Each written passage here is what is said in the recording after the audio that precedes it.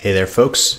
Rob Allen here, co-CEO of The People Stack, where we help people like you every day to find the epic role that matters for you, for the tech leadership, for becoming tech leadership, for moving up in tech leadership. We absolutely live to help. And today I want to talk about 5 lessons that we've learned by helping people negotiate absolutely epic offers, even this time during the pandemic. And not all of these things are going to be, the standard that you see everywhere else. And some of them are going to be easier said than done. I'm just going to tell you that right up front. But the fact of the matter is, these things are going to help every single time. Most recently, the first thing that I'm going to talk about, one of the people we were working with, she had been out interviewing before she started working with us. And when she was working through some of the interview processes with some of these companies, it became clear that the role she had interviewed for, even though she was moving forward in the interview process, wasn't actually the role that she wanted. She wasn't going to be happy there. She wasn't going to enjoy that job. And really, the only reason she was looking for that role was because she was living in scarcity. She was living in a place where she needed that bird in hand. Ultimately, throughout the course of the journey, throughout the course of the interview processes with multiple companies, she did end up getting offers. And some of those offers, they wouldn't have sucked. They wouldn't have been her dream job, though. And honestly, we only work to get you your dream job. It's the only one we're interested in helping you get. And so as we worked with her, it became obvious that when it came to thinking about those roles as being a bird in hand, it wasn't really a real bird. It was a marshmallow peep. It was sugary. It felt possibly good in the moment, but really it wasn't going to give the nutritional value that she needed and that the rest of our clients need or deserve. And it's not just her that I'm thinking of. That's just one of the most recent ones. We find it time and time again. People go for what could or should be easy instead of what's going to give them long-term win, what's going to give them a long-term joy. And I can understand where that's coming from. But when it comes to your dream, the first person to settle loses. And your dream's too important for you to settle, for you to allow it to just fall by the wayside. In fact, the person I'm thinking of, 3-4 weeks later, she got an offer at an organization she loved, doing a job that was going to be expansive for her, that was going to put her on track for where she absolutely wanted to grow into, and it's paying her 3 times more than she's making in her current role. So the first lesson of 5 that we're going to talk about today is don't settle. The bird in hand is really a marshmallow peep. Let it go. You deserve better than what is just convenient. And that leads me to the second tip out of 5. How do you know when it's settling? Well, step 1 is really to know what you want. Know what you want, not just out of this next role. Know what you want from a day-to-day life. A day-to-day, this is what it's going to be like to work and live in this place type of perspective. If you don't know what you want, nobody can help you get it, not even you. And understanding what you want and understanding why you want it is going to be huge for you getting a role that is not only a benefit to yourself, but to others. It grows you, it grows your life, it grows your career, and it builds job security as well, because when you're doing the things you want to do and that you're good at doing, people love helping you to do it. And that's really what we're all about. Knowing what you want, though, is one of those easier said than done kind of things. I've talked before about how as engineers, as software people, we're taught to settle. We're taught to give up a lot of what it is we want in service of urgency, in service of shipping now. And while that may work on software projects, while that may be the right place to be for some of that work, it's not right for you and your dream. That's where people go to settle. That's where people go when they cloister themselves up and they stop dreaming about what tomorrow could be for themselves, their families, their lives, and what they want out of the world. And you're too good to settle.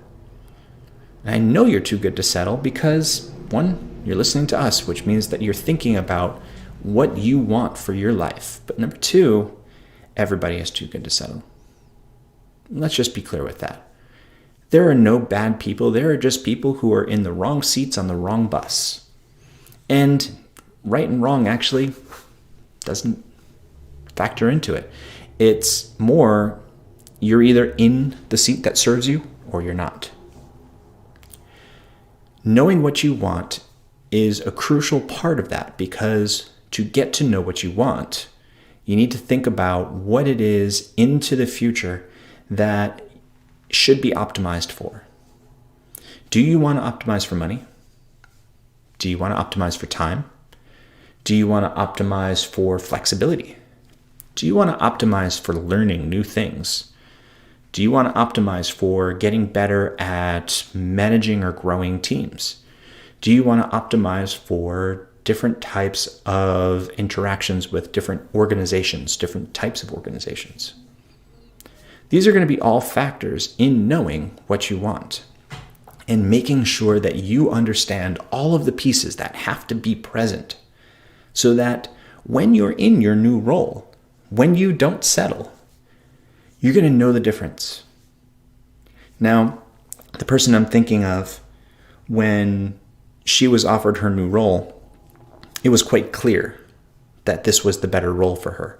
Number one, it was full-time, no contract nonsense, no BS about that.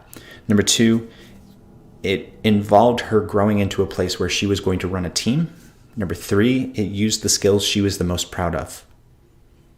And number four, it allowed her to have a place where she was going to be working with a mentor who was connected to the field she was most excited about. It had all of those components with it. And so that was clearly the right role for her. Another gentleman that we worked with had a similar take where he was looking to expand his leadership possibilities, his leadership perspectives. And he had had the experience. He had worked and walked the line. He knew all of the pieces. He just needed somebody who was going to take a risk on him. And when we got him his current role, not only did that risk show up where they were like, we want you. When he got there, there were so many challenges that were right within his wheelhouse that he was able to quickly show his quality. He was able to quickly show his fit, his desire, his passion, and all of the pieces fell into place that he quickly got bumped up. And now he's running the entire engineering division less than 3 months later. That was a dream scenario for him, and he's working in that role in a dream capacity. He's loving it, absolutely loving it. Now we got to work on getting the rest of his life to catch up to how awesome his job is, which is a lot of fun. Which brings me to part 3. The third lesson. How do you get one of those jobs? How do you get one of those things? Well, first, you have to shape your resume, shape your LinkedIn to highlight the parts of yourself you're the most proud of, that you want to keep doing more of. You need to be able to tell the story that is everything in your life has been prelude to this moment. Everything in your life has been the lead up to this thing. It's the standard superhero journey where you're telling all of the pieces that got you to this point as the growth that made you ready for this next level of challenge. And you telegraph through the word choices. You telegraph through the pieces of your story you choose to emphasize and show off. You're telling the story to your audience, your new future employer, that this is who you are and who you want to be. Again, easier said than done. Some easy tips and tricks aren't really going to get you there. Instead, you need to understand the narrative that you want to be a part of. You need to understand where it is you want to go and where what you've done so far works into that. And that's only something that you're going to be able to know, but we'll coach you through that and make sure that it's all dialed through. And a lot of people will work with you on that kind of thing. But make sure you're telling the story such that you are shaping your narrative so that organizations that read your resume, that read your LinkedIn, see themselves in your story and see you in theirs. Now, you're not going to do that by listing out a bunch of technologies. You're not going to do that by matter-of-factly saying that you moved to this technology, you moved to this stack, you changed this server, you changed this service, you published this many lines of code. Nobody cares. That doesn't help them see you in their narrative. Talking about the outcomes, talking about how you saw a problem, you worked with a team, and you resolved the problem, and now we have all of these benefits that they'll see. So there's going to be a lot of that kind of stuff going into shaping the narrative so that it makes sense and it's clear to anyone who reads it who you are and where you belong. That's going to have to be everywhere that you promote yourself. And if you're thinking, oh crap, that's going to be a lot of work because I have these 7 different versions of my resume that I send for these different types of things, throw all of that shit out right now. Going back to lesson 1 of don't settle, going to lesson 2 of know what you want, if you can't tell the story of who you are and who you are is ready for what you want in one resume, go back to the drawing board and make sure we're talking about the right thing. There should be one narrative version of who you are and where you're going. There should be one narrative version of what you want.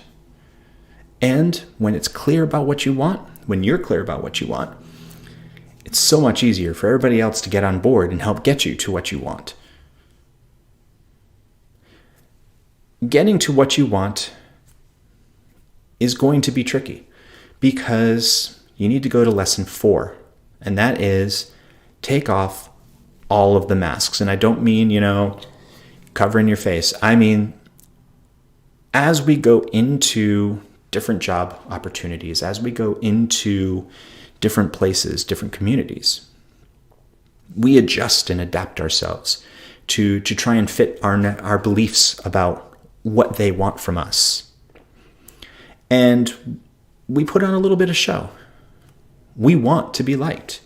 We want to ace the interview. We want to show up and blow their socks off, whether or not we actually want that job or not. But here's the real truth.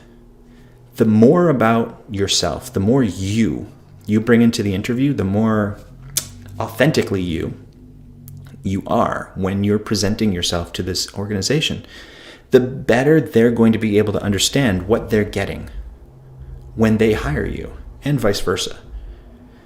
And so I want you to take off the masks when you're going into interview scenarios, when you're going in to converse with organizations, when you're interacting with organizations. Let them meet the real person. Ultimately, that's who they're going to be wanting to interact with.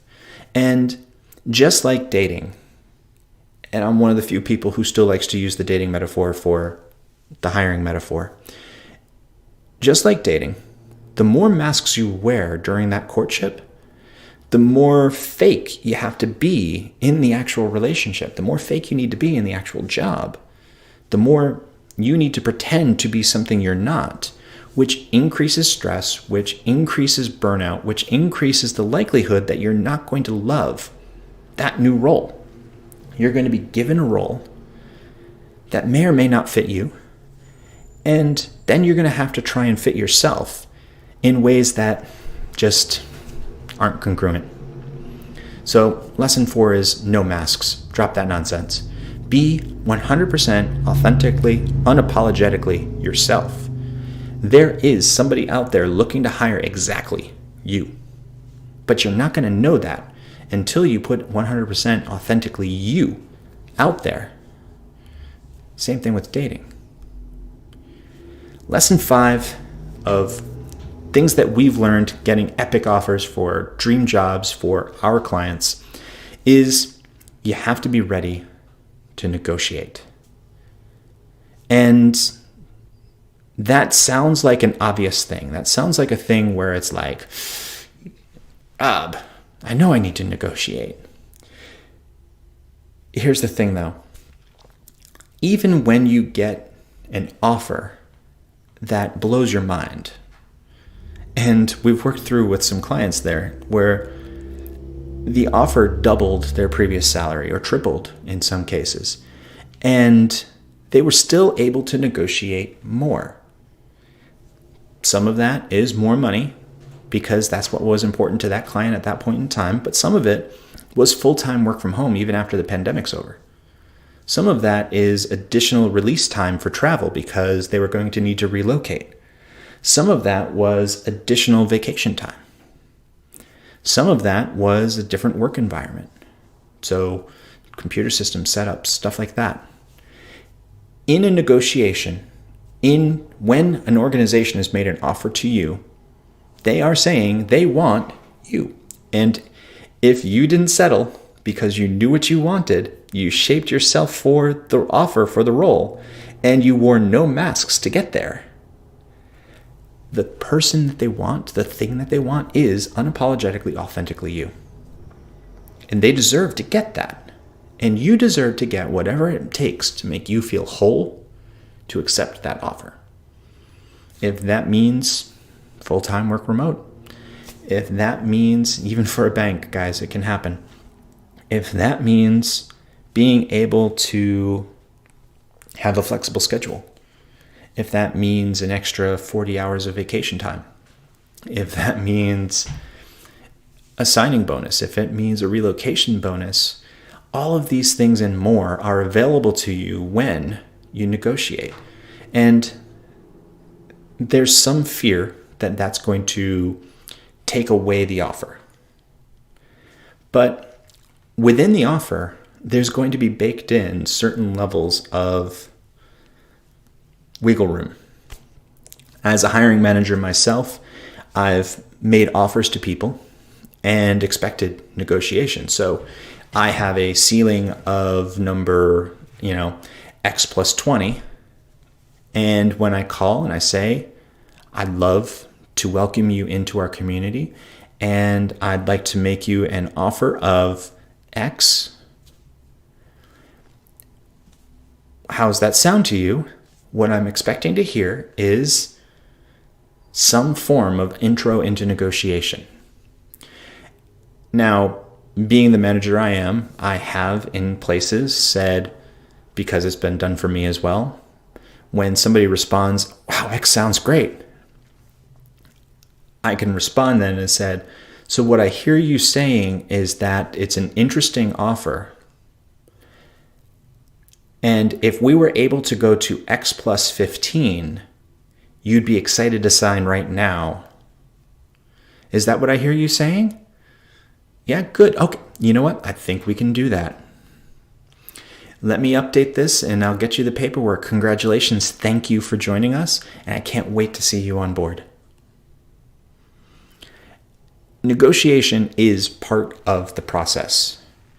Now, if you look to the other resources like Patio 11's Twitter feeds and website, if you look to Josh Duty, who is also a paragon in this space, what you're going to find is organizations expect you to negotiate. They expect that you're going to push back against that initial offer. They've built it in. They are ready, willing, and able to negotiate. It's not asking too much. It's not pushing them in a way that they're not ready to accept. And it's not out of the ordinary. It's part of their day. Okay, I'm making an offer to so-and-so, and then we're going to negotiate it out and get this done. Hey, I'm talking to so-and-so today. We're going to negotiate their offer and get it done. That's day in, day out for certain hiring managers and for HR folks. That's part of the job. I know it's unusual for you. They know it's unusual for you, which is often why people accept the offers that they're given without pushing back anything at all. But you know what you want. You're not going to settle. You've shaped yourself to suit this role. You wore no masks to get there. You need to make sure that the offer matches what you want. So there you go, folks. That's 5 lessons we've learned bringing epic offers to people even now during the pandemic. And what I want to make sure is that you get your own epic offer. You get your own dream job, whether it's at the organization you work for now or going out to some new organization like the 30 million other folks that are re-entering the job market right now. So what we're going to offer is what we always offer. I want you to go to thepeoplestack.com/book. And I want you to go there and select a time to speak with one of my career strategists who's going to talk to you about your career right now, what's working for you and what's not, and where you want to go. And then if the People Stack can help you get where you want to go, we'll tell you, we'll show you how. But if we can't, we'll tell you that and we'll point you in the right direction for something that'll serve you better. But either way, you're going to get everything you need in order to get your own epic career. So to get started, go to thepeoplestack.com/book. It's going to be the best hour you've ever spent. And you got nothing else to lose there. So have a great day. Have an epic career. And I'll see you guys soon. Bye-bye.